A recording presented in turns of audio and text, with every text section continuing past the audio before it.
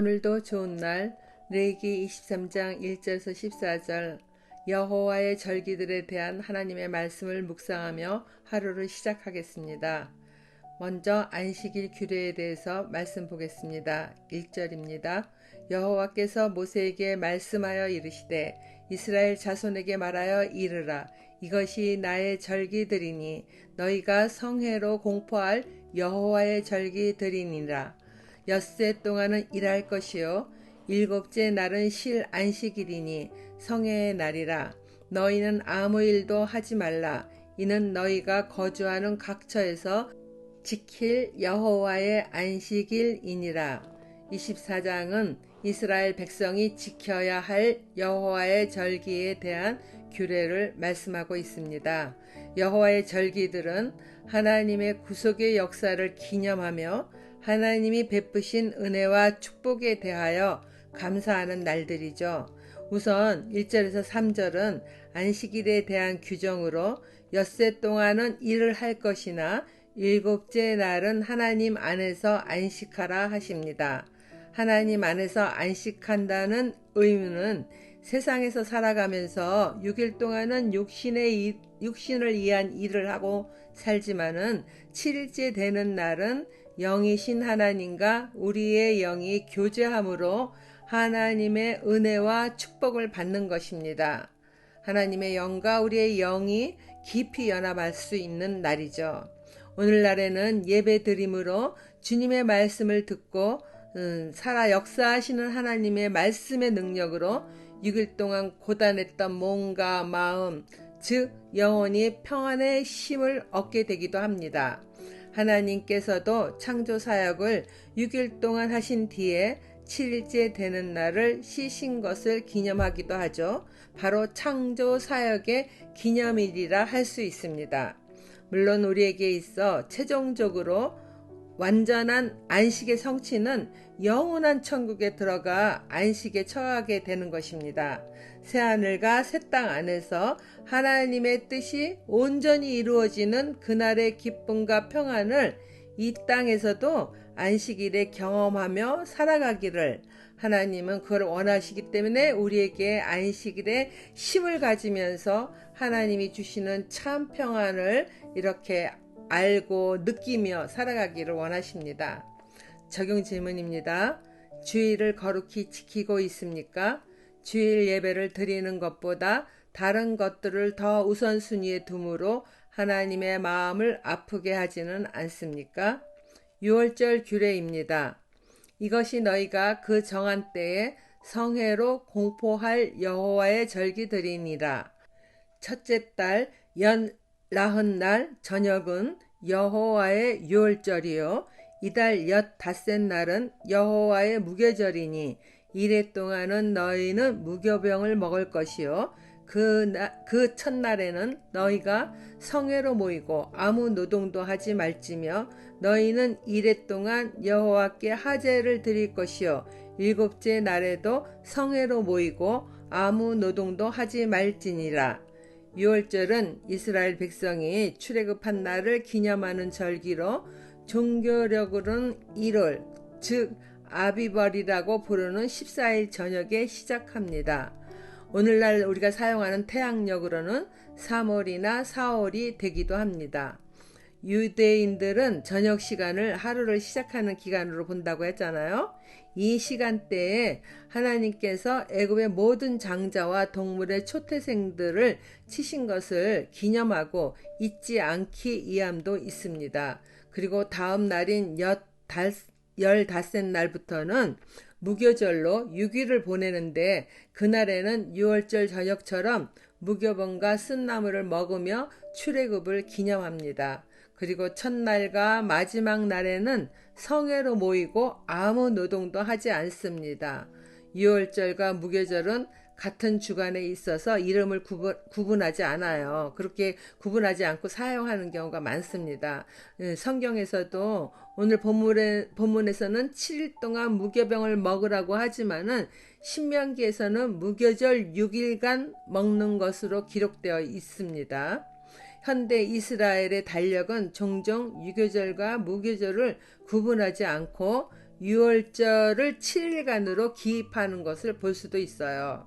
또 무교병과 쓴나물을 먹는 것은 유월절 밤 누룩을 넣고 발효할 시간도 없었지만은 무엇보다도 누룩은 부풀어 오르는 성질이 있는 것으로 거룩한 하나님의 백성의 성향과 맞지 않기 때문입니다. 누룩을 넣지 않는 무교병과 쓴나물은 애굽의 종살이의 그 고단한 삶을 기억하게 하고 출애굽의 그 은혜를 깊이 감사하는 마음을 가지게 하는 상징이 되는 것입니다. 그리고 무교절 기간 동안에 하나님께 소제, 번제, 속죄제 등의 제사를 화제로 드립니다. 이것은 구원받음에 대한 감사뿐 아니라 살아가는 동안 끊임없이 우리는 구원받았지만은 회개가 필요하다는 것을 상징하고 교훈합니다. 적용 질문입니다. 나의 유월절은 언제였는지 기억하고 계십니까? 이스라엘이 출애굽했던 것처럼 죄에서 자유함을 얻은 그 은혜와 사랑을 기억하며 살아가고 있습니까? 나의 모든 필요를 하나님께서 채워주신 것을 믿습니까? 혹은 내 힘으로 이룬 것이라고 생각하고 있지는 않나요? 초실절 규례입니다. 여호와께서 모세에게 말씀하여 이르시되 이스라엘 자손에게 말하여 이르라. 너희는 내가 너희에게 주는 땅에 들어가서 너희의 곡물을 거둘 때에 너희의 곡물의 첫 이삭 한 단을 제사장에게로 가져갈 것이요 제사장은 너희를 위하여 그 단을 여호와 앞에 기쁘게 받으심이 되도록 흔들되 안식일 이튿날에 흔들 것이며 너희가 그 단을 흔드는 날에 1년 되고 흠없는 순양을 여호와께 번제로 드리고 그 소제로는 기름 섞은 고운 가루 10분의 1 에바를 여호와께 드려 화제로 삼아 향기로운 냄새가 되게 하고 전제로는 포도주 4분의 1 흰을 쓸 것이며 너희는 너희 하나님께 예물을 가져오는 그날까지 떡이든지 볶은 곡식이든지 생이삭이든지 먹지 말지니 이는 너희가 거주하는 각처에서 대대로 지킬 영원한 규례이니라. 초실절은 보리 수확의 첫 열매를 하나님께 드리는 절기예요. 무교절 기간 중에 안식일이 지난 다음 날이기도 합니다. 그때 첫 이삭 한 단을 제사장에게 가져가 그것을 요제로 하나님께 드립니다. 곡식단을 흔들어 드리는 그 요제와 함께 흠없는 순양을 하나님께 번제로 드립니다. 그리고 소제로는 기름 섞은 고운 가루 10분의 2 에바를 화제로 태워드리고 포도주 4분의 1 흰, 그러니까 한 흰이 3.8리터 정도 된다니까 뭐 1리터 정도 되는 거죠. 그것을 제물과 함께 제단에 부어 전제로 드립니다. 백성들은 초실절에 수확한 곡물 첫 단을 하나님께 드리기 전에는 그 땅 소산물로 만든 것은 뭐 떡이든지 생이삭이든지 어떤 형태로도 먹어서는 안 됩니다. 첫 단을 드리는 의식은 추수에 대하여 하나님께 무한한 감사를 하는 것으로 먼저 소산물을 먹는 것은 하나님의 주권과 은혜를 무시하는 행위로 간주됨으로 금지한 것입니다. 우리나라에도 왜 옛날에는 어른이 먼저 수저를 들기 전에는 그 아랫사람들이 수저를 들어 밥을 먹지 않잖아요. 좀 그런 모습과 비슷하다고 생각이 됩니다. 물론 똑같은 건 아니지만은 이렇게 하나님께 먼저 그렇게 드리고 감사를 표하는 것이죠. 또한 초실절에 흔들어 드리는 첫 이삭 한 단은 죽음으로부터 부활한 예수님을 상징합니다. 첫 이삭을 베어서 하나님께 흔들어 드리는 것은 남은 열매들도 곧 이제 추수할 것을 알려주는 거잖아요. 이처럼 부활의 첫 열매이신 예수님 같이 남은 우리들도 죽음으로부터 부활할 것을 상징해 주는 거예요. 죄와 사망을 이기고 부활하신 예수님을 따라 영원한 생명으로 하나님의 나라에 들어갈 때 먼저 와 있는 성도들과 하나님은 우리를 기쁘게 맞이하게 될 것입니다. 적용 질문입니다. 초실절의 첫 열매 되신 예수님처럼 가족 가운데 첫 열매로 부르심을 받은 자는 누구인가요?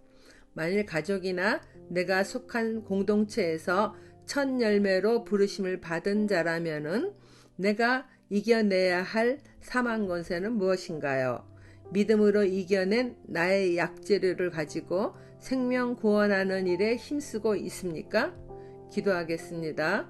거룩하신 하나님을 따라 살아가는 길에 조금이라도 이탈하는 것을 막기 위해서 하나님을 기억할 수 있는 이런 여러 절기들을 세워주심에 대해서 감사드립니다.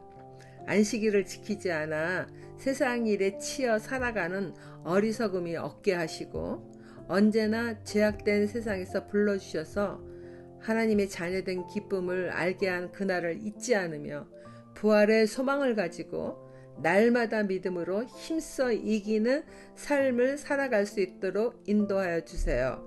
예수님 이름으로 기도드립니다. 아멘.